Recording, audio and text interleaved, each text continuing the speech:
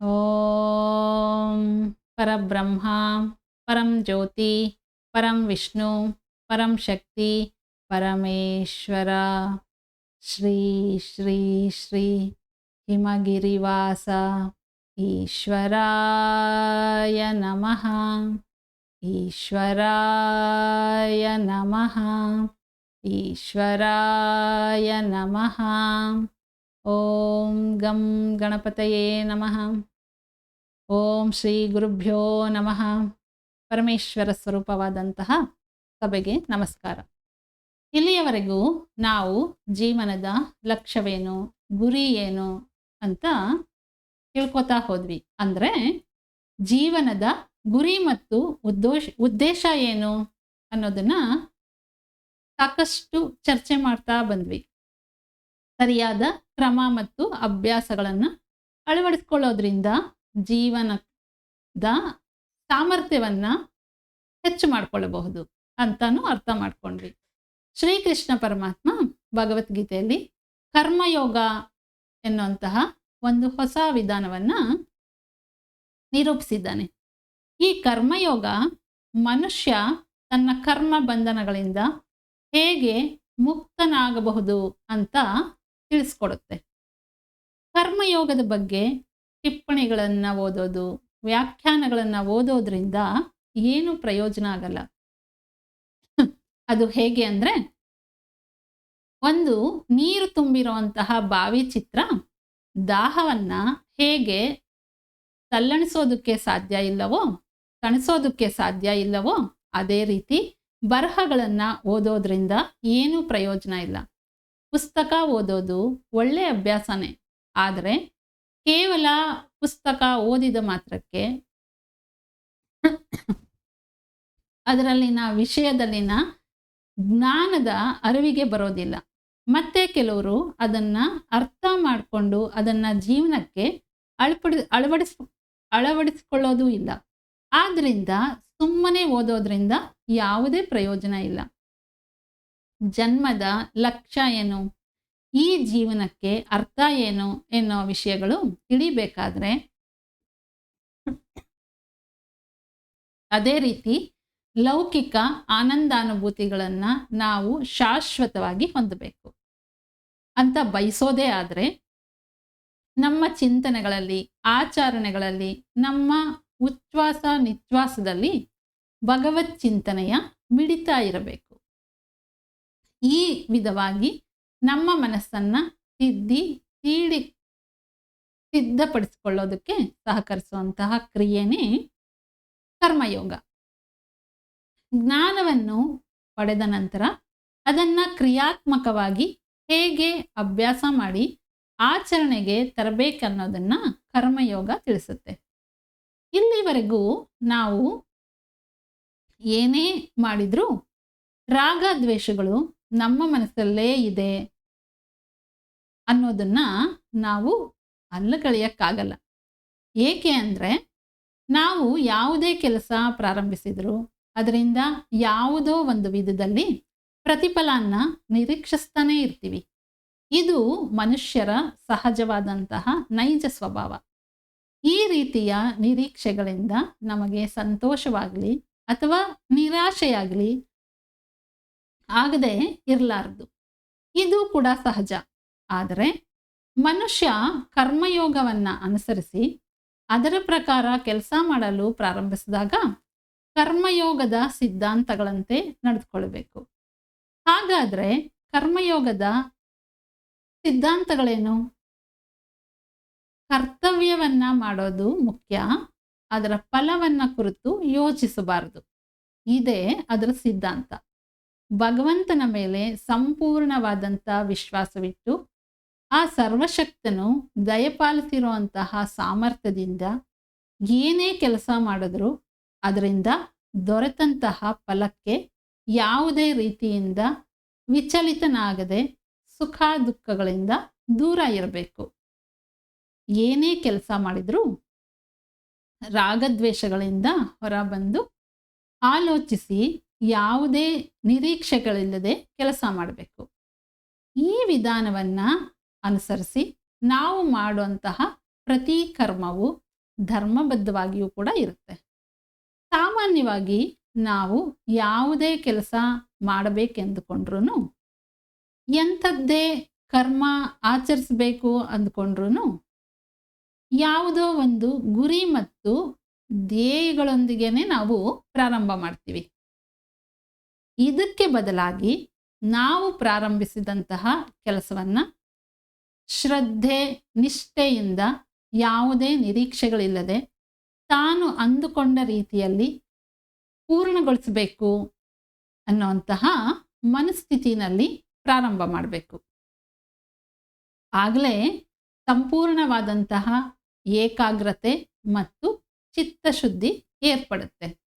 ಅಷ್ಟೇ ಅಲ್ಲ, ಕೆಲಸ ಮಾಡುವ ವಾತಾವರಣ ಕೂಡ ಪ್ರಶಾಂತವಾಗಿ ಇರುತ್ತೆ ಮತ್ತು ಮಾಡುತ್ತಿರುವಂತಹ ಕೆಲಸದಿಂದ ಸಾಕಷ್ಟು ತೃಪ್ತಿನೂ ಲಭಿಸುತ್ತೆ. ಇಂತಹ ಮನಸ್ಥಿತಿನಲ್ಲಿ ಕೆಲಸ ಮಾಡಿದಾಗ ಆ ಕೆಲಸದಲ್ಲಿ ಯಶಸ್ಸಾಗಲಿ ಅಥವಾ ಅಂದುಕೊಂಡ ರೀತಿಯಲ್ಲಿ ಆಗದಿರ ವಿಫಲವೇ ಆಗಲಿ, ಅದರ ಪರಿಣಾಮ ಯಾವುದೇ ನೋವನ್ನು ಕೊಡೋದಿಲ್ಲ. ಈ ರೀತಿಯ ಮಾನಸಿಕ ಸಿದ್ಧತೆಯೊಂದಿಗೆ ಯಾವುದೇ ಕೆಲಸವನ್ನು ಪ್ರಾರಂಭಿಸಿದರೂ ಯಾವುದೇ ತಳಮಳ, ಗೊಂದಲಕ್ಕೆ ಅವಕಾಶಗಳಿರಲ್ಲ. ಹಾಗೆ ಪ್ರಾರಂಭಿಸಿದ ಕೆಲಸದಿಂದ ಹಲವು ಪಟ್ಟು ಉತ್ತಮವಾಗಿಯೇ ಫಲಿತಾಂಶಗಳು ಸಿಗುತ್ತೆ. ಕಾರಣ ಏನು ಅಂದರೆ, ಆತಂಕ ಮತ್ತು ಗೊಂದಲಗಳಿಂದ ಪ್ರಾರಂಭಿಸಿದಂತಹ ಕೆಲಸಗಳು ಎಂದಿಗೂ ನಿರೀಕ್ಷಿಸಿದಷ್ಟು ಫಲಿತಾಂಶಗಳನ್ನು ಕೊಡೋದಿಲ್ಲ. ಕಾರಣ ಏನು ಅಂದರೆ, ನಮ್ಮ ಮಾನಸಿಕ ಆಲೋಚನೆಗಳು ನಾವು ಮಾಡುವಂತಹ ಕೆಲಸದಲ್ಲಿ ಪ್ರತಿಬಿಂಬಿಸ್ತಾನೇ ಇರುತ್ತೆ. ಹಾಗಾಗಿ ಗೊಂದಲದಿಂದ ಕೂಡಿದ ಮನಸ್ಸಿನಲ್ಲಿ ಮಾಡುವಂತಹ ಕೆಲಸಗಳು ಸಕ್ರಮವಾಗಿ ನಡೆಯುವ ಅವಕಾಶಗಳು ಕಡಿಮೆ. ಆದ್ದರಿಂದ ನಾವು ಕರ್ಮಯೋಗವನ್ನು ಅನುಸರಿಸಿ ಅದರ ಪ್ರಕಾರ ಕರ್ಮವನ್ನು ನಿರ್ವಹಿಸಿದರೆ ನಾವು ಮಾಡಿದ ಕರ್ಮದಿಂದ ನಮಗಷ್ಟೇ ಅಲ್ಲ, ನಮ್ಮ ಸುತ್ತಲಿನ ಸಮಾಜಕ್ಕೂ ಸಹ ಅದರಿಂದ ಲಾಭವಾಗುವಂತಹ ಅವಕಾಶ ಇರುತ್ತೆ ಅಂತ ನಿರೂಪಿಸಬಹುದು. ಇಲ್ಲಿ ಅನೇಕ ರೀತಿಯಾದಂತಹ ಆಚರಣೆಗಳಿವೆ.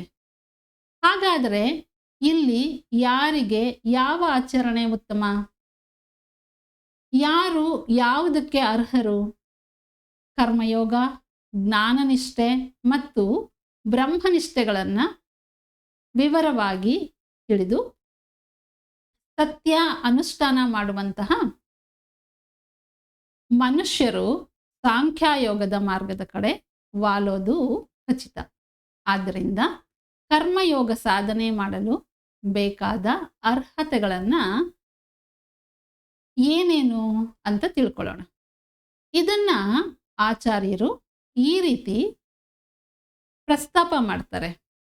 ನಾವು ಕರ್ಮ ಮಾಡುವ ವಿಧಾನವನ್ನು ಕರ್ಮಯೋಗ ಅಂದುಕೊಂಡ್ರೆ, ಕರ್ಮ ಮಾಡುವವನು ಕರ್ತ ಅಂತ ಕರೀಲಾಗತ್ತೆ.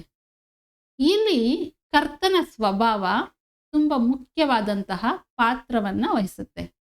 ಹಾಗಾದರೆ ಕರ್ತನ ಸ್ವಭಾವ ಎಂದರೇನು? ನಾವು ಮಾಡುವ ಕೆಲಸದಿಂದ ನಮಗೆ ಸಂತೋಷ ಉಂಟಾಗುತ್ತದೆ ಅಂತ ಭಾವಿಸ್ತೀವಿ. ಹಾಗಾಗಿ ಏನೇ ಮಾಡಿದರೂ ಆಸೆಗಳಿಗೆ ಅನುಗುಣವಾಗಿ, ನಿರೀಕ್ಷೆಗಳಿಗೆ ಅನುಕೂಲವಾಗುವಂತೆಯೇ ಕೆಲಸವನ್ನು ಮಾಡ್ತೇವೆ. ಅಷ್ಟೇ ಅಲ್ಲ, ನಾವು ಮಾಡ್ತಿರೋಂತಹ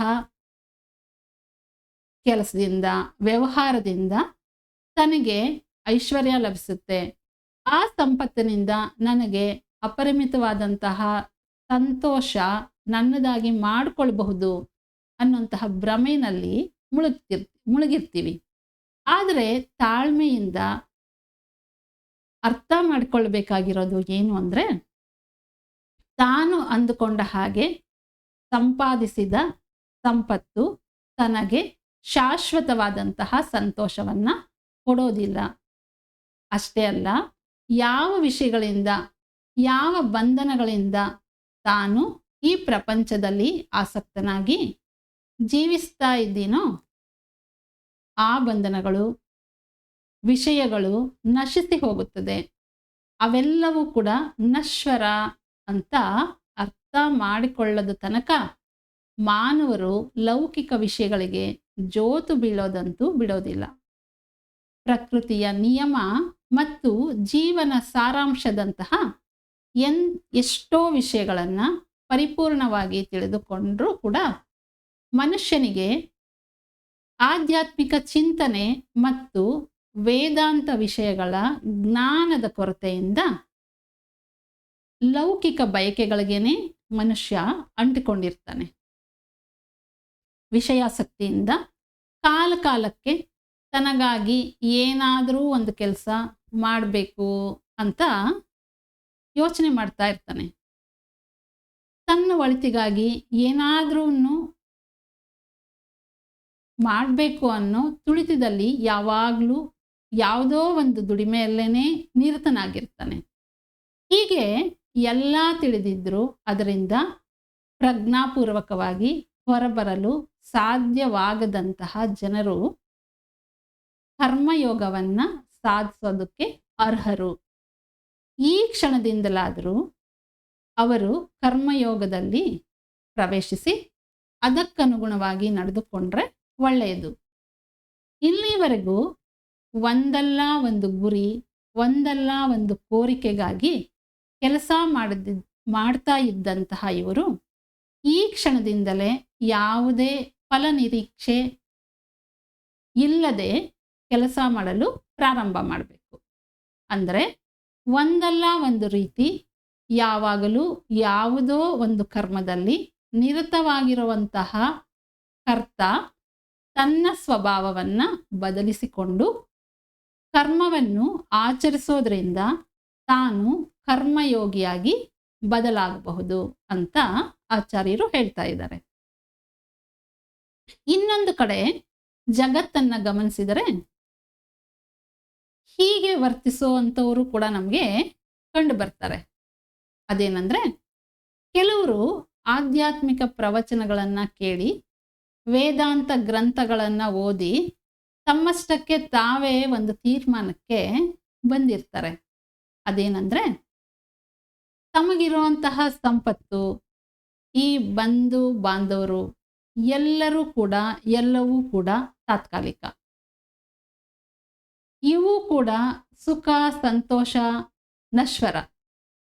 ಇವು ಶಾಶ್ವತವಾದ ಆನಂದನ್ನ ಯಾವತ್ತೂ ಕೊಡಕ್ಕೆ ಸಾಧ್ಯ ಇಲ್ಲ. ಹಾಗಾಗಿ ಈ ಮಿಥ್ಯ ಪ್ರಪಂಚದಿಂದ ಏನನ್ನು ನಿರೀಕ್ಷಿಸಬಾರದು ಅನ್ನುವಂಥ ಜನ ಯಾವುದೇ ಕೆಲಸ ಮಾಡಿದರೂ ಯಾವುದರಿಂದಲೂ ಶಾಶ್ವತವಾದ ಫಲ ದೊರೆಯೋದರಿಲ್ಲವಾದ್ದರಿಂದ ಯಾವುದೇ ಕೆಲಸ ಮಾಡಲು ಇವರಿಗೆ ಆಸಕ್ತಿ ಇರಲ್ಲ. ಏನಾದರೂ ಸಾಧಿಸಬೇಕನ್ನೋಂಥ ಆಸೆ ಇವರಿಗೆ ಎಂದೂ ಇರಲ್ಲ. ಇವರು ಯಾವುದೇ ವ್ಯಕ್ತಿ ಅಥವಾ ವ್ಯವಸ್ಥೆಯೊಂದಿಗೆ ಯಾವುದೇ ಆಸಕ್ತಿಯಲ್ಲಾಗಲಿ ಬಾಂಧವ್ಯವನ್ನಾಗಲಿ ಬೆಳೆಸಿಕೊಂಡಿರಲ್ಲ. ಇಂತಹವರ ದೃಷ್ಟಿಯಲ್ಲಿ ಈ ಜಗತ್ತು ಒಂದು ನಾಟಕ ರಂಗ ಅಂತ. ಮನುಷ್ಯ ಕರ್ಮದಿಂದ ಯಾವತ್ತೂ ಕೂಡ ವಿಮುಖನಾಗಬಾರದು. ಒಮ್ಮೆ ಎಲ್ಲ ಅನುಬಂಧಗಳು ಮತ್ತು ಮಮಕಾರದಿಂದ ದೂರ ಸರಿದು ಮುಕ್ತಿ ಮಾರ್ಗ ಮತ್ತು ಜೀವನದ ಪಾರಮಾರ್ಥಕತೆಯನ್ನ ಕುರಿತಾಗಿ ಸಂಪೂರ್ಣವಾಗಿ ತಿಳುವಳಿಕೆ ಬಂದರೆ ಮತ್ತು ಜ್ಞಾನ ಬೋಧನೆಯಿಂದ ಜ್ಞಾನೋದಯವಾದರೆ ಅಂತಹ ಜ್ಞಾನದಿಂದ ಅಪರಿಮಿತವಾದ ಮನಃಶಾಂತಿಯನ್ನ ಹೊಂದುತ್ತೇವೆ. ಅವರವರ ಸುತ್ತ ಹೆಣೆದುಕೊಂಡಿರುವಂತಹ ಲೌಕಿಕ ಬಂಧನವೆಂಬ ಸರಪಳಿಯಿಂದ ಮುಕ್ತಿ ಪಡಿತೇವೆ. ಈ ಪ್ರಪಂಚದೊಂದಿಗೆ ಏರ್ಪಟ್ಟ ಎಲ್ಲ ವಿಧವಾದ ಬಂಧನಗಳಿಗೂ ಅವರೇ ವಿದಾಯ ಹೇಳ್ತಾರೆ. ಸಮಚಿತ್ತವನ್ನು ಹೊಂದಿದಂತಹ ವ್ಯಕ್ತಿ ಅದೃಷ್ಟ ಎದುರಾದಾಗ ಉಬ್ಬುವುದೂ ಇಲ್ಲ, ದುರಾದೃಷ್ಟ ಎದುರಾದಾಗ ಕುಗ್ಗೋದೂ ಇಲ್ಲ. ಯಾರನ್ನು ಹೆಚ್ಚು ದ್ವೇಷಿಸುವುದೂ ಇಲ್ಲ, ಯಾರನ್ನು ಅತಿಯಾಗಿ ಪ್ರೀತಿಸೋದೂ ಇಲ್ಲ. ಜೀವನದಲ್ಲಿ ಎದುರಾಗುವ ಎಲ್ಲ ಕಷ್ಟಗಳನ್ನು ಧೈರ್ಯದಿಂದ ಎದುರಿಸ್ತಾನೆ. ಎಂಥದ್ದೇ ಕ್ಲಿಷ್ಟಕರ ಸಂದರ್ಭದಲ್ಲಿ ಶ್ರೀಕೃಷ್ಣನು ಉಪದೇಶಿಸಿದ ಸಮಚಿತ್ತ ಸಮಭಾವದ ಮನುಷ್ಯನಲ್ಲಿ ಚಿಂತೆಗಳನ್ನು ದೂರ ಮಾಡುತ್ತೆ. ಎಂತಹುದೇ ಸಂದಿಗ್ಧ ಸ್ಥಿತಿಯಲ್ಲೂ ಮನಸ್ಸು ಸ್ಥಿರವಾಗಿರುವಂತೆ ಮಾಡುತ್ತೆ. ಇಂತಹ ಮಾನಸಿಕ ಸ್ಥಿತಿ ತಲುಪಿದ ಮೇಲೆ ಯಾರೂ ಕೂಡ ಇವರ ಮೇಲೆ ಪ್ರಭಾವವನ್ನು ಬೀರೋದಕ್ಕೆ ಸಾಧ್ಯ ಇಲ್ಲ. ಯಾರೂ ಕೂಡ ಅಧಿಕಾರ ಚಲಾಯಿಸಲು ಆಗಲ್ಲ. ಯಾರ ಕಪಿಮುಷ್ಟಿಗೂ ಇವರು ಸಿಲುಕೋದಿಲ್ಲ. ಇಂತಹವರನ್ನ ಯಾರೂ ಕೂಡ ನಿರ್ದೇಶಿಸಲಾರರು. ಇವರಿಗೆ ಯಾರ ಸಲಹೆಗಳ ಅವಶ್ಯಕತೆಯೂ ಇರೋದಿಲ್ಲ ಅಥವಾ ಯಾರ ಕಟ್ಟಪ್ಪಣೆಗೂ ಇವರು ಕಟ್ಟು ಬೀಳೋದಿಲ್ಲ. ಇಂತಹ ಪರಿಸ್ಥಿತಿಯನ್ನ ವೈರಾಗ್ಯ ಅಂತ ಕರೀತಾರೆ. ಎಲ್ಲದರ ಮೇಲೆ ವಿರಕ್ತಿ ಉಂಟಾಗಿ ತನ್ನಷ್ಟಕ್ಕೆ ತಾನೇ ಭವಬಂಧನಗಳಿಂದ ದೂರವಾಗಿ ಉಳಿದುಕೊಳ್ಳೋದೇ ವೈರಾಗ್ಯ. ಕೆಲವರಿಗೆ ವೈರಾಗ್ಯ ಎನ್ನುವುದು ಹುಟ್ಟಿನಿಂದಲೇ ಬಂದಿರುತ್ತೆ. ಮತ್ತೆ ಕೆಲವರಲ್ಲಿ ನಿರಂತರವಾಗಿ ಆಧ್ಯಾತ್ಮಿಕ ಪ್ರವಚನಗಳನ್ನು ಕೇಳುವುದರಿಂದ ಮತ್ತು ಆಧ್ಯಾತ್ಮಿಕ ಗ್ರಂಥಗಳನ್ನು ಪಾರಾಯಣ ಮಾಡೋದರಿಂದ ವೈರಾಗ್ಯ ತಂತಾನೆ ವೃದ್ಧಿಯಾಗತೊಡಗುತ್ತೆ. ಆದರೆ ಇದೇ ಕ್ರಮ ಅನುಸರಿಸುತ್ತಿದ್ದರೂ ಕೆಲವರ ವಿಷಯಗಳಲ್ಲಿ ಹಾಗಾಗೋದಿಲ್ಲ. ಇವರು ಈ ರೀತಿಯ ನಿರ್ಲಿಪ್ತತೆಗೆ ತಲುಪಲು ಸ್ವಲ್ಪ ಸಮಯನ್ನ ತೆಗೆದುಕೊಳ್ತಾರೆ. ಆದರೆ ವೈರಾಗ್ಯ ಯಾರಲ್ಲಿ ಬೇರೂರುತ್ತದೆಯೋ ಆ ಕ್ಷಣದಿಂದ ಅವರು ಪ್ರಾಪಂಚಿಕ ವ್ಯಾಮೋಹದ ಆಕರ್ಷಣೆಯಿಂದ ದೂರವಾಗಿರ್ತಾರೆ. ಲೌಕಿಕ ಪ್ರಪಂಚದೊಂದಿಗೆ ಅವರಿಗಿರುವ ಆಸಕ್ತಿ ನಶಿಸ್ತಾ ಹೋಗುತ್ತೆ. ಈ ವೈರಾಗ್ಯ ನಿರ್ಮಲ ಹಾಗೂ ಗಾಢವಾಗಿದ್ದರೆ ಸಹಜವಾಗಿ ಶಾಶ್ವತವಾದ ಹಾಗೂ ನಿಜವಾದ ವೈರಾಗ್ಯ ಸ್ಥಿತಿ ತಲುಪಿದವರಲ್ಲಿ ಮಾನಸಿಕ ಕಳವಳ ಎಂದಿಗೂ ಕೂಡ ಹುಟ್ಟೋದಕ್ಕೆ ಸಾಧ್ಯ ಇಲ್ಲ. ಹಾಗಲ್ಲದೆ ಮಾನಸಿಕ ಕಾರಣಗಳಿಂದ ತಾತ್ಕಾಲಿಕವಾಗಿ ವೈರಾಗ್ಯವನ್ನು ಹೊಂದಿದವರು ಕೂಡ ನಮ್ಮಲ್ಲಿ ಎಷ್ಟೋ ಜನ ಇದ್ದಾರೆ. ಜೀವನದಲ್ಲಿ ಎದುರಾಗುವಂತಹ ಸಮಸ್ಯೆಗಳಿಂದ ಮಾನಸಿಕವಾಗಿ ಬಳಲಿ ಖಿನ್ನತೆಗೆ ಒಳಗಾದಂತಹವರು ಕೂಡ ಎಷ್ಟೋ ಜನರಿದ್ದಾರೆ. ಇಲ್ಲಿ ಸಮಸ್ಯೆಗಳ ರೂಪ ಬೇರೆ ಬೇರೆಯಾಗಿರಬಹುದು. ಕೆಲವರಲ್ಲಿ ಪ್ರೇಮದ ವೈಫಲ್ಯ, ಕೆಲವರಲ್ಲಿ ಪರೀಕ್ಷೆಯಲ್ಲಿ ಗುರಿ ಮುಟ್ಟಲು ಆಗದಿರೋದಾಗಿರಬಹುದು, ಅಥವಾ ವ್ಯಾಪಾರದಲ್ಲಿ ನಷ್ಟ ಆಗಿರಬಹುದು, ಇಲ್ಲ ಆತ್ಮೀಯರನ್ನ ಕಳ್ಕೊಂಡಿರೋದಾಗಿರಬಹುದು. ಹೀಗೆ ನಾನಾ ಕಾರಣಗಳಿರಬಹುದು. ಈ ರೀತಿಯ ಕಾರಣಗಳಿಂದ ಮಾನಸಿಕ ವೇದನೆಗೆ ಒಳಗಾಗಿ ಹತಾಶರಾಗಿ ವೈರಾಗ್ಯ ಬೆಳೆಸಿಕೊಂಡವರು ಇರ್ತಾರೆ. ಆದರೆ ಈ ರೀತಿ ಉಂಟಾದಂತಹ ವೈರಾಗ್ಯ ತಾತ್ಕಾಲಿಕವಾದದ್ದು. ಇಂತಹ ವಿರಾಗಿಗಳು ಯಾವುದೋ ಕೊರತೆಯಿಂದ ಅಥವಾ ಅಸಫಲತೆಯಿಂದ, ಚಿಂತೆ ವ್ಯಥೆಯಿಂದ ಉಂಟಾಗಿರುವಂತಹ ಮಾನಸಿಕ ವೇದನೆಯಿಂದ ಮಾತ್ರ ಉಂಟಾಗಿರುವಂತಹ ಅಸಹಜ ಹಾಗೂ ತಾತ್ಕಾಲಿಕವಾದಂತಹ ವೈರಾಗ್ಯ ಇದು. ವಾಸ್ತವವಾಗಿ ಇದು ವಿಷಾದಕರ. ಎಂದಿಗೂ ನಿಜವಾದ ವೈರಾಗ್ಯಕ್ಕೆ ಮೂಲ ಕಾರಣ ಜೀವನದಲ್ಲಿ ಎದುರಾಗುವಂತಹ ನಿರಾಸೆಗಳು ಅಥವಾ ಯಾವುದೋ ಮಾನಸಿಕ ವೇದನೆ ಆಗಿರಬಾರದು. ಜೀವನವನ್ನು ಸಂಪೂರ್ಣವಾಗಿ ಅವಲಂಬಿಸಿ ಪ್ರಶಾಂತವಾಗಿ ವಿವೇಚನೆಯಿಂದ, ಬುದ್ಧಿವಂತಿಕೆಯಿಂದ ಜೀವನದ ತತ್ವಗಳನ್ನು ವಿಶ್ಲೇಷಿಸಿದ ನಂತರ ಉಂಟಾಗುವಂತಹ ವೈರಾಗ್ಯದ ಸ್ಥಿತಿ ಸತ್ಯವಾದದ್ದು, ಸ್ಥಿರವಾದದ್ದು. ಇಂತಹ ನೈಜವಾದಂತಹ ವೈರಾಗ್ಯವನ್ನು ಹೊಂದಿದ ವ್ಯಕ್ತಿಗಳು ಈ ಪ್ರಾಪಂಚಿಕ ಧೋರಣೆಗಳು ಎಷ್ಟು ಅಸತ್ಯವಾದದ್ದು, ಅವು ಎಷ್ಟು ಅಶಾಶ್ವತವಾದದ್ದು ಎಂದು ಸ್ವತಃ ತಾವೇ ಅರ್ಥಕೊಳ್ತಾರೆ. ಎಲ್ಲ ಸಂದೇಹಗಳಿಂದ ದೂರ ಸರಿತಾರೆ. ಏನನ್ನು ಮಾಡಬೇಕೆಂದಾಗಲಿ, ಏನನ್ನು ಮಾಡಬೇಕಾಗಲಿ ಅಥವಾ ಏನನ್ನಾದರೂ ಸಾಧಿಸಬೇಕೆಂದಾಗಲಿ ಅವರ ಮನಸ್ಸಿನಲ್ಲಿ ಚಡಪಡಿಕೆ ಇರೋದೇ ಇಲ್ಲ. ಅವರು ಅಂದರೆ ಇಂತಹವರು ತಮ್ಮ ಜೀವನದಲ್ಲಿ ಮುಕ್ತಿ ಸಾಧಿಸಬೇಕೆಂದು ನಿರ್ಧರಿಸಿ ಈ ಪ್ರಯತ್ನದಲ್ಲಿ ಕಾಲಗರ್ಭದಲ್ಲಿ ಲೀನವಾಗಿ ಹೋಗ್ತಾರೆ. ಅಂತಹವರು ಜ್ಞಾನಯೋಗಕ್ಕೆ ಅರ್ಹರು. ಜ್ಞಾನ ಸ್ಥಿತಿಯ ಆರಂಭಿಕ ಹಂತದಲ್ಲಿರುವವರನ್ನ ಸಾಂಖ್ಯಯೋಗಿಗಳು ಅಂತ ಕರೀತಾರೆ. ಬಹುತೇಕ ಈ ಸಾಂಖ್ಯಯೋಗಿಗಳೆಲ್ಲ ತಮ್ಮ ಜೀವನವನ್ನ ತಮ್ಮ ಪತ್ನಿಯೊಂದಿಗೆ ಅರಣ್ಯದಲ್ಲಿ ಕಳೆದಂತಹವರು.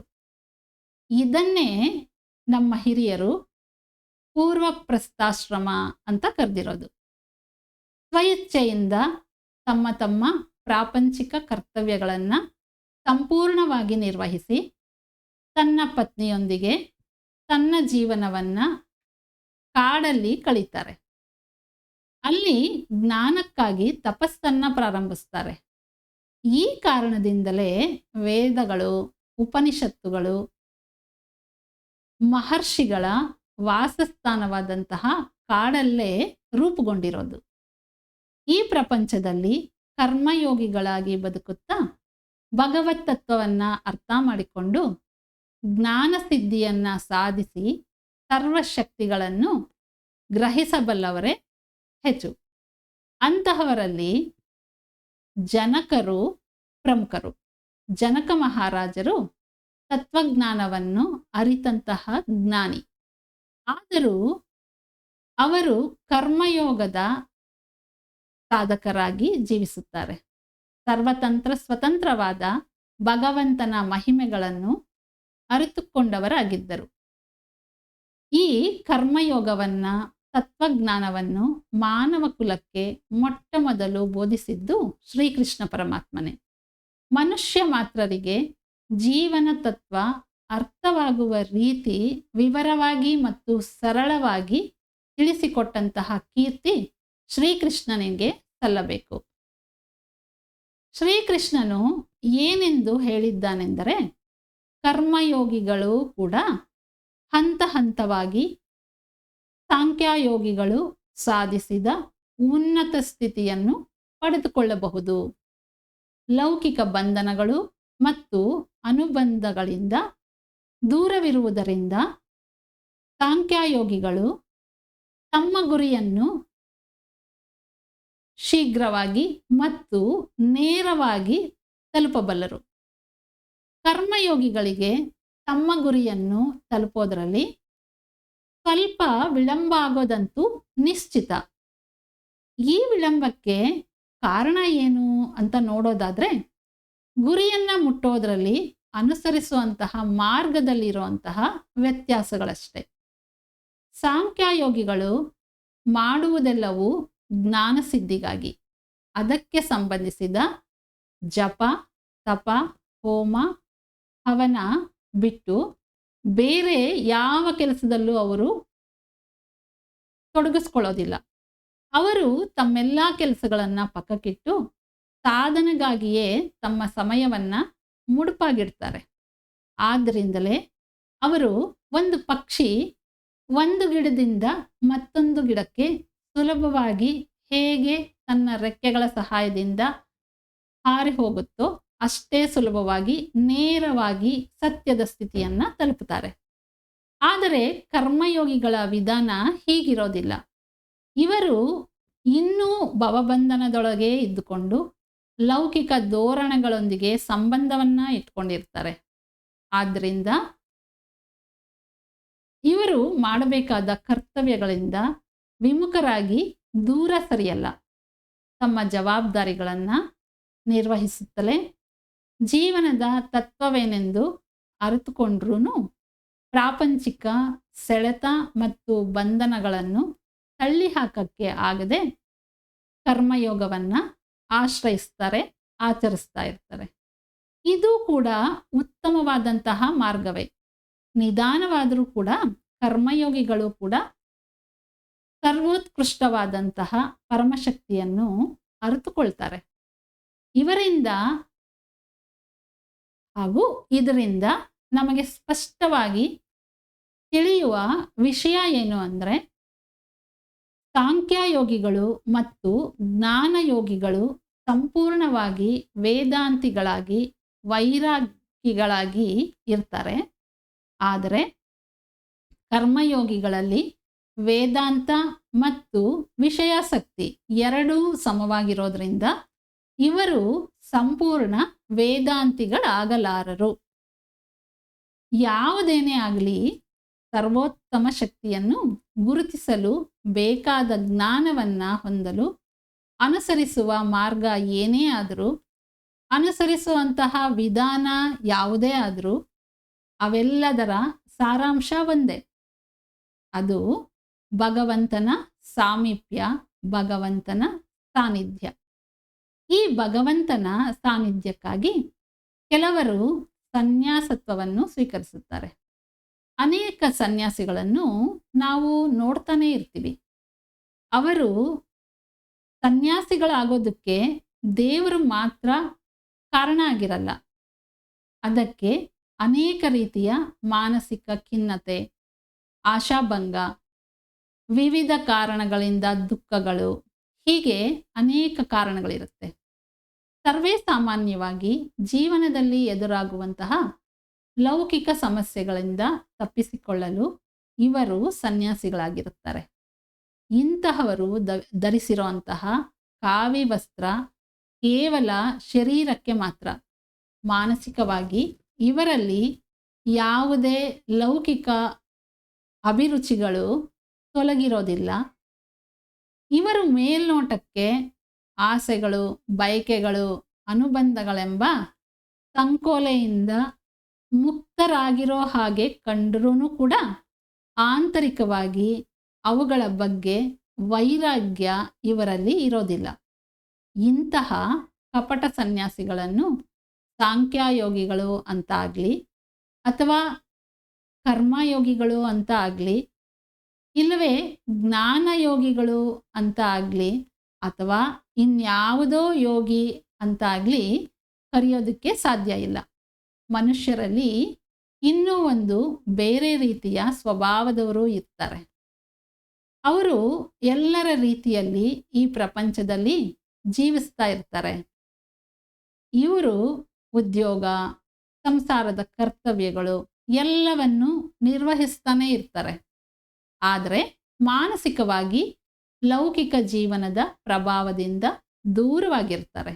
ಅಂದರೆ ಎಲ್ಲರೊಂದಿಗೆ ಬೆರೆತು ಜೀವಿಸುತ್ತಿದ್ದರು, ಎಲ್ಲವನ್ನೂ ನಿರ್ವಹಿಸ್ತಾ ಇದ್ದರೂ ಮಾನಸಿಕವಾಗಿ ಎಲ್ಲರಿಂದ ಅಂತರ ಕಾಯ್ದುಕೊಳ್ಳೋದು, ಯಾವುದೇ ವ್ಯಕ್ತಿ ಅಥವಾ ವಿಷಯಗಳೊಂದಿಗೆ ಬಂಧನಕ್ಕೆ ಒಳಗಾಗಿರೋದಿಲ್ಲ. ಇವರು ಮಾಡುವ ಯಾವುದೇ ಕೆಲಸದಲ್ಲೂ ಸ್ವಾರ್ಥವಾಗಲಿ ನಿರೀಕ್ಷೆಗಳಾಗಲಿ ಇರೋದಿಲ್ಲ. ಇವರು ಅವರ ಕೆಲಸಗಳಲ್ಲಿ ಪ್ರಶಾಂತವಾಗಿ ಸ್ಥಿರವಾದ ಮನಸ್ಸಿನಿಂದ ಮನಸ್ಸನ್ನು ಹಿಡಿತದಲ್ಲಿಟ್ಟುಕೊಂಡು ಅದರಂತೆಯೇ ನಿಜವಾದ ತೊಡಗಿಸ್ಕೊಂಡಿರ್ತಾರೆ. ಇಂತಹವರೇ ನಿಜವಾದ ಅಪ್ಪಟ ಕರ್ಮಯೋಗಿಗಳು. ಯಾರು ಯಾವ ಮಾರ್ಗಕ್ಕೆ ಸೇರಿದವರು ಅಂತ ಖಚಿತವಾಗಿ ಯಾರಿಂದನೂ ಹೇಳೋದಕ್ಕೆ ಸಾಧ್ಯ ಇಲ್ಲ. ಅದು ಅವರವರ ಮನೋಭಾವದ ಮೇಲೆ ಆಧಾರವಾಗಿರುತ್ತೆ. ಆದ್ದರಿಂದ ತಾವು ಸಂಖ್ಯಾಯೋಗಕ್ಕೆ ಅರ್ಹರೇ, ಅಥವಾ ಜ್ಞಾನಯೋಗದಲ್ಲಿ ಸಾಧನೆ ಮಾಡೋಣವೇ, ಇಲ್ಲವೇ ಕರ್ಮಯೋಗಿಗಳಾಗಿಯೇ ಜೀವಿಸೋಣವೇ ಎನ್ನೋದನ್ನು ಅವರವರೇ ನಿರ್ಧರಿಸ್ಕೊಳ್ಳಬೇಕು. ಅವರವರ ಮನೋಭಿಲಾಷೆ, ಸ್ಥಿತಿಗತಿಗಳನ್ನು ಅರ್ಥ ಮಾಡಿಕೊಂಡು ಅವರಿಗೆ ಸರಿ ಎನ್ನಿಸಿದ ಮಾರ್ಗನ ಆಯ್ಕೆ ಮಾಡಿಕೊಳ್ಳಬೇಕು. ಕರ್ಮಯೋಗಿಗಳು, ಸಾಂಖ್ಯಯೋಗಿಗಳು ಮತ್ತು ಜ್ಞಾನಯೋಗಿಗಳು ಅನುಸರಿಸುವಂತಹ ವಿಧಾನದಲ್ಲೂ ಕೆಲ ವ್ಯತ್ಯಾಸ ಇರುತ್ತೆ. ಸಂಖ್ಯಯೋಗಿಗಳು ತಾವು ಅಂದುಕೊಳ್ಳುವ ಯಾವುದೇ ಕೆಲಸವಾದರೂ ಅಂತರಾತ್ಮದ ಪ್ರೇರಣೆಯಿಂದ ಪ್ರಾರಂಭಿಸ್ತಾರೆ. ಸ್ವಯಂ ಪ್ರಜ್ಞೆಯಿಂದ ವರ್ತಿಸ್ತಾರೆ. ಇವರ ದೃಷ್ಟಿಯಲ್ಲಿ ಅಂತರಾತ್ಮಕ್ಕೆ ವಿಶೇಷವಾದಂತಹ ಸ್ಥಾನ, ಬೆಲೆ ಇದೆ. ಯಾವುದೇ ಭಾವನೆಗಳಿಗೆ, ಅಂದರೆ ಇದು ಸತ್ಯ, ಇದು ಮಿಥ್ಯ, ಇದು ದುಃಖ, ಇದು ಸುಖ, ಹೀಗೆ ಯಾವುದೇ ಭಾವನೆಗಳಿಗೆ ಇವರು ಒಳಪಡಲ್ಲ. ಹಾಗೂ ಯಾವುದಕ್ಕೂ ಇವರು ಮಣಿಯೋದಿಲ್ಲ. ಇವರು ಎಲ್ಲ ಕರ್ಮಗಳು ಅಂತರಾತ್ಮದ ಪ್ರಚೋದನೆಗೆ ಅನುಸಾರವಾಗಿಯೇ ಮಾಡ್ತಾರೆ. ಇದರಲ್ಲಿರುವ ಇನ್ನೊಂದು ಮುಖ್ಯ ಲಕ್ಷಣ ಏನಂದ್ರೆ, ಇವರು ಮಾಡಬೇಕಾದಂತಹ ಕೆಲಸವನ್ನು ಮಾಡುವರೇ ವಿನಃ ಆ ಕೆಲಸದಿಂದ ಯಾವುದೇ ನಿಕಟ ಸಂಬಂಧವನ್ನು ಅದರೊಂದಿಗೆ ಬೆಳೆಸ್ಕೊಳ್ಳೋದಿಲ್ಲ. ದೇಹ ಮತ್ತು ಆಲೋಚನೆಗಳು ಅವರದ್ದೇ ಆಗಿದ್ರೂ ಕೂಡ ಅದರೊಂದಿಗೆ ತಮಗೆ ಯಾವುದೇ ಸಂಬಂಧವಿಲ್ಲವೆಂಬಂತೆ ನಿಶ್ಚಲ ಮನಸ್ಸಿನಿಂದ ವರ್ತಿಸ್ತಾರೆ. ಅಂದರೆ ಅವರು ಮಾಡುವ ಕೆಲಸದ ಪ್ರಭಾವವಾಗಲಿ, ಅವುಗಳಿಂದ ಉಂಟಾಗುವಂತಹ ಒಳಿತು ಕೆಡುಕು ಸಮಸ್ಯೆಗಳಾಗಲಿ, ಸಮಸ್ಯೆಗಳ ಪರಿಹಾರಕ್ಕೆ ಮಾಡುವ ಆಲೋಚನೆಗಳಾಗಲಿ ಇವರ ಮನಸ್ಸನ್ನು ಕದಲಿಸಲಾರದು. ಅಂದರೆ ಅವುಗಳನ್ನು ಮನಸ್ಸಿಗೆ ಹಚ್ಕೊಳ್ಳೋದಿಲ್ಲ. ತಾವು ಮಾಡುತ್ತಿರುವ ಕೆಲಸಗಳು, ಅದರಿಂದ ಎದುರಾಗುವಂತಹ ಘಟನೆಗಳು, ಅದರಿಂದ ಹುಟ್ಟುವ ಆಲೋಚನೆಗಳಿಗೆ ಆತನೇ ಪಾತ್ರಧಾರಿ ಆಗಿದ್ದರೂ ಅವುಗಳಿಂದ ಆಂತರಿಕ ಅನುಬಂಧಗಳನ್ನು ಬೆಳೆಸ್ಕೊಂಡಿರೋದಿಲ್ಲ. ಇವರುಗಳು ಇತರರ ಕಾರ್ಯಗಳಿಗೂ ಮತ್ತು ಆಲೋಚನೆಗಳಿಗೂ ಇದೇ ವಿಧಾನವನ್ನು ಅನುಸರಿಸ್ತಾರೆ. ಸಾಂಖ್ಯಯೋಗಿಗಳಿಗೆ ಎಲ್ಲ ವಸ್ತು, ವಿಷಯ ಮತ್ತು ವ್ಯಕ್ತಿಗಳ ಮೇಲೂ ಅವರ ದೃಷ್ಟಿ ಏಕರೂಪವಾಗಿಯೇ ಇರುತ್ತೆ. ಬಾಹ್ಯ ಪ್ರಪಂಚದಲ್ಲಿ ಕಣ್ಣಿಗೆ ಕಾಣಿಸುವ ಎಲ್ಲವೂ ಮತ್ತು ಲೌಕಿಕ ಬಾಂಧವ್ಯದ ಪ್ರತಿಯೊಂದು ಭಾವವು ಅಶಾಶ್ವತ. ಅವು ಕಾಲಕಾಲಕ್ಕೆ ತಕ್ಕಂತೆ ಬದಲಾವಣೆಗೆ ಒಳಪಡುತ್ತದೆ ಎಂದು ಸಂಖ್ಯಾಯೋಗಿಗಳಿಗೆ ನಿಖರವಾಗಿ ಗೊತ್ತು. ಅದಕ್ಕಾಗಿಯೇ ಅವರು ಸತ್ಯ ಮತ್ತು ಶಾಶ್ವತವಾದ ಅಂತರಾತ್ಮನಿಗೆ, ಅಂದರೆ ಆತ್ಮಸಾಕ್ಷಿಯನ್ನೇ ಗೌರವಿಸುತ್ತಾರೆ. ಅದನ್ನೇ ಸರ್ವೋತ್ತಮವೆಂದು ಭಾವಿಸುತ್ತಾರೆ. ಅದೇ ರೀತಿ ನಡೆದುಕೊಳ್ತಾರೆ. ಅಷ್ಟೇ ಅಲ್ಲ, ಎಲ್ಲರೂ ನಾನು ಎಂದು ಕರೆಸಿಕೊಳ್ಳುವಂತಹ ನಾನು ಅಂದರೆ ಯಾರು ಎನ್ನುವ ಅಂತಃಶೋಧನೆ ಮಾಡ್ತಾರೆ. ನಾನು ಎನ್ನುವ ಪದದ ನಿಗೂಢ ರಹಸ್ಯವನ್ನು ಪರಿಶೋಧಿಸಿ, ನಾನು ಎಂಬುದರ ಮೂಲ ಅರ್ಥವನ್ನು ಅಂತರಾತ್ಮದ ಪರಿಶೋಧನೆಯ ಮೂಲಕ ತಿಳಿಯುವಂತಹ ಸಾಂಖ್ಯಯೋಗಿ ಎಂದೆಂದಿಗೂ ಸಚ್ಚಿದಾನಂದ ಸ್ಥಿತಿಯಲ್ಲಿ ನೆಲೆಸಿರುತ್ತಾನೆ. ಆ ಹಂತವನ್ನು ಸಾಧಿಸಲು ಮತ್ತು ಆ ಸ್ಥಿತಿಯಲ್ಲಿಯೇ ಎಂದೆಂದಿಗೂ ಸ್ಥಿರವಾಗಿರಲು ಪೂರ್ಣ ಪ್ರಮಾಣದಲ್ಲಿ ಯಾವುದೇ ಲೋಪವಿಲ್ಲದೆ ನಿರಂತರವಾಗಿ ಸಾಧನೆ ಮಾಡುತ್ತಲೇ ಇರುತ್ತಾರೆ. ಇದೇ ರೀತಿ ಕರ್ಮಯೋಗಿಯ ಕಾರ್ಯನಿರ್ವಹಣೆಯನ್ನು ಗಮನಿಸುವುದಾದರೆ, ಕರ್ಮಯೋಗಿ ಮಾಡುವ ಪ್ರತಿಯೊಂದು ಕೆಲಸವನ್ನು ಮನಸ್ಸು ಮತ್ತು ಶರೀರ ಎರಡರ ಆದೇಶಾನುಸಾರ ಎಚ್ಚರಿಕೆಯಿಂದ ನಿರ್ವಹಿಸುತ್ತಿರುವುದಾಗಿ ಭಾವಿಸುತ್ತಾನೆ. ವಿವೇಚನೆಗೆ ಪ್ರಾಮುಖ್ಯತೆ ಹೆಚ್ಚು. ಶರೀರದ ಪ್ರತಿ ಚಲನೆಯನ್ನು ಎಚ್ಚರಿಕೆಯಿಂದ ಶ್ರದ್ಧೆಯಿಂದ ಗಮನಿಸುತ್ತಿರುತ್ತಾನೆ. ಬರೀ ಆಲೋಚನೆ ಎಂದೇ ಅಲ್ಲದೆ ಯಾವುದೇ ಕೆಲಸ ಸರಿಯಾಗಿ ನಿರ್ವಹಿಸಬೇಕಾದರೆ ಶರೀರವು ಸೂಕ್ತ ರೀತಿಯಲ್ಲಿ ಅದರ ಕೆಲಸವನ್ನು ನಿರ್ವಹಿಸಬೇಕಾಗುತ್ತದೆ ಎಂಬುದು ಕರ್ಮಯೋಗಿಯ ಆಳವಾದ ನಂಬಿಕೆ. ಕರ್ಮಯೋಗಿ ದೇಹ ಮತ್ತು ಆಲೋಚನೆಯ ಪರಿಕಲ್ಪನೆಯಿಂದ ದೂರವಿರಲಾರ. ಇದು ತನ್ನ ವಿಶಿಷ್ಟತೆಗೆ ಮುಖ್ಯ ಕಾರಣ ಅಂತ ಭಾವಿಸ್ತಾನೆ. ಹೀಗೆ ಆತನಲ್ಲಿ ನೆಟ್ಟಿರುವ ನನ್ನ ಶರೀರ, ನನ್ನ ಕಲ್ಪನೆ ಎನ್ನುವ ಅಭಿಪ್ರಾಯ, ಅಹಂಕಾರವನ್ನು ಪ್ರೇರೇಪಿಸುತ್ತೆ. ಅಹಂಕಾರ ಪ್ರಬಲಗೊಳ್ಳುತ್ತಾ ಹೋದಂತೆ ಆತನು ಮಾಡುವ ಎಲ್ಲ ಕೆಲಸಗಳನ್ನು ಇವು ನನ್ನ ಹಿರಿಮೆಯಿಂದಲೇ ನಡೆದಿದೆ ಎನ್ನುವ ಗರ್ವ ಬೆಳೆಯುತ್ತಾ ಹೋಗುತ್ತದೆ. ಇದು ಮಾಡಿದ್ದು ನಾನೇ, ನಾನು ಏನನ್ನು ಬೇಕಾದರೂ ಮಾಡಬಲ್ಲೆ, ಹೀಗೆ ಅಂದ್ಕೊಳ್ತಾ ತಾನು ಅಷ್ಟು ಶಕ್ತಿವಂತನೆಂದು, ಇಷ್ಟೊಂದು ಪ್ರಭಾವಶಾಲಿ ವ್ಯಕ್ತಿ ಎಂದು ಹೆಮ್ಮೆ ಪಡೋದಕ್ಕೆ ಪ್ರಾರಂಭಿಸ್ತಾನೆ. ಇದನ್ನು ಅವನು ಇಷ್ಟಕ್ಕೆ ನಿಲ್ಲಿಸೋದಿಲ್ಲ.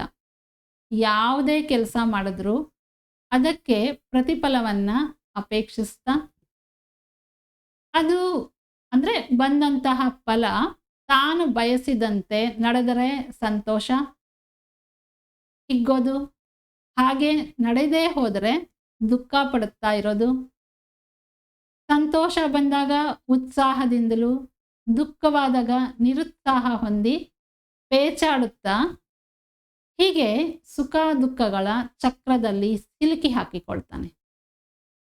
ದೈನಂದಿನ ಕೆಲಸ ಕಾರ್ಯಗಳಿಂದ ಉಂಟಾಗುವಂತಹ ಮಾನಸಿಕ ಒತ್ತಡದಲ್ಲಿ ನಲಗಿ ಹೋಗ್ತಾನೆ.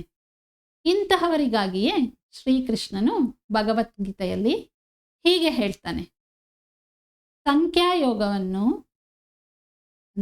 ಸಾಂಖ್ಯಯೋಗವನ್ನು ಅಭ್ಯಾಸ ಮಾಡಲು ಆಗದಂತಹ ವ್ಯಕ್ತಿಗಳಾಗಲಿ, ಜ್ಞಾನಯೋಗದ ಮೂಲಕ ಆಧ್ಯಾತ್ಮಿಕ ಜ್ಞಾನವನ್ನು ಪಡೆದುಕೊಳ್ಳಲು ಅಸಾಧ್ಯವಾಗಿರುವವರಿಗಾಗಿ ಶ್ರೀಕೃಷ್ಣನು ಪ್ರಸಾದಿಸಿರುವ ಅತ್ಯಂತ ಶ್ರೇಷ್ಠವಾದ ವೇದಾಂತ ಪರವಾದ ಮಾರ್ಗ ರಾಜನೀತಿ ತತ್ವ, ಕರ್ಮಯೋಗ ಚರಣ ಅಂತ ಹೆಸರು.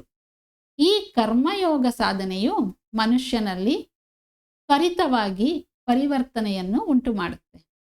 ಕರ್ಮಯೋಗವು ವೇದಾಂತ ವಿಶಿಷ್ಟತೆಗಳನ್ನು ಸ್ಪಷ್ಟವಾಗಿ ಮತ್ತು ಸಂಪೂರ್ಣವಾಗಿ ಎತ್ತಿ ಹಿಡಿಯಬಲ್ಲಂತಹ ವಿಜ್ಞಾನವಾಗಿದೆ.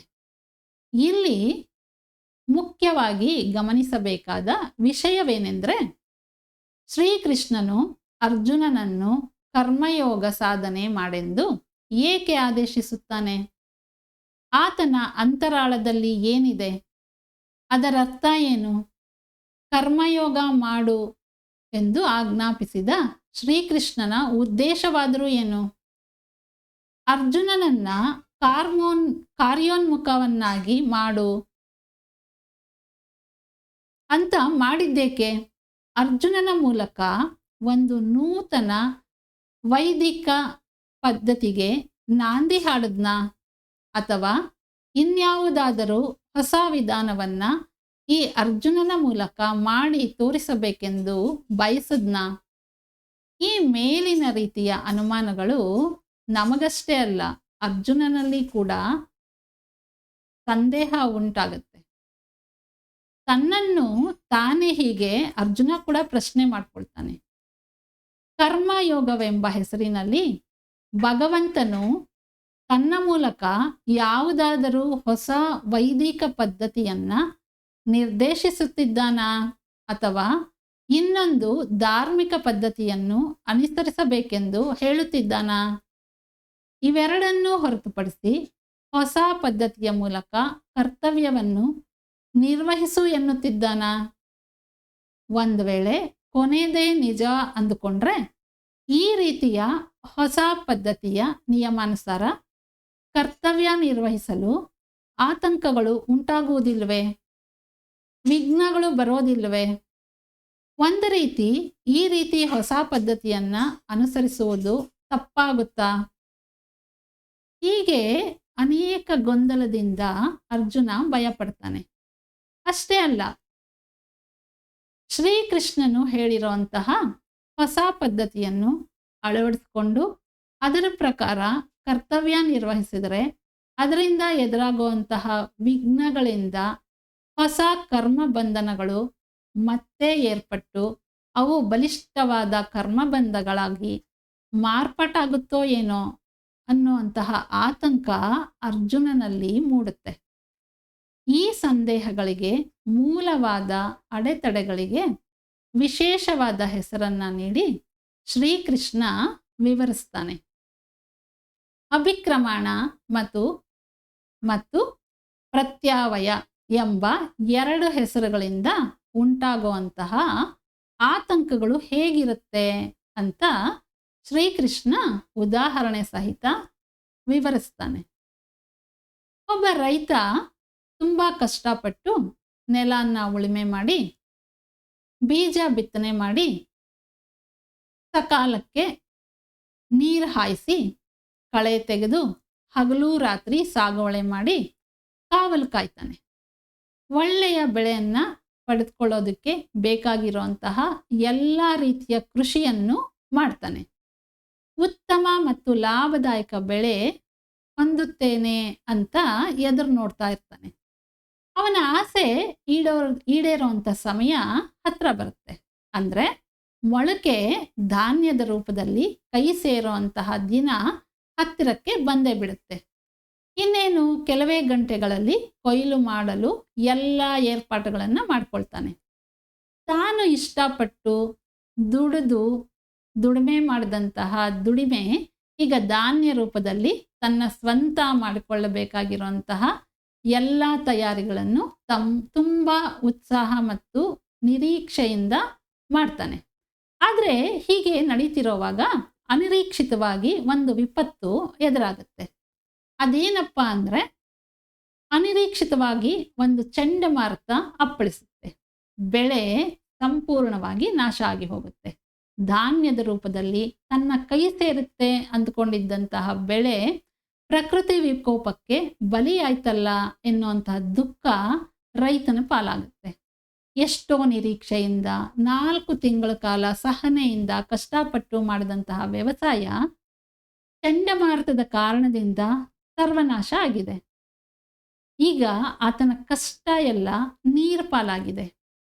ಈ ರೀತಿ ಊಹಿಸದೆ ಅನಿರೀಕ್ಷಿತವಾಗಿ ಬಂದೊದಗುವಂತಹ ಉಪದ್ರವಗಳಿಗೆ ಅಭಿಕ್ರಮಣ ಅಂತ ಕರೀತಾರೆ. ಅಭಿಕ್ರಮಣ ಎಂದರೆ ಕೈಗೆ ಬಂದ ತುತ್ತು ಬಾಯಿಗೆ ಬರಲಿಲ್ಲ ಎಂದ ಹಾಗೆ.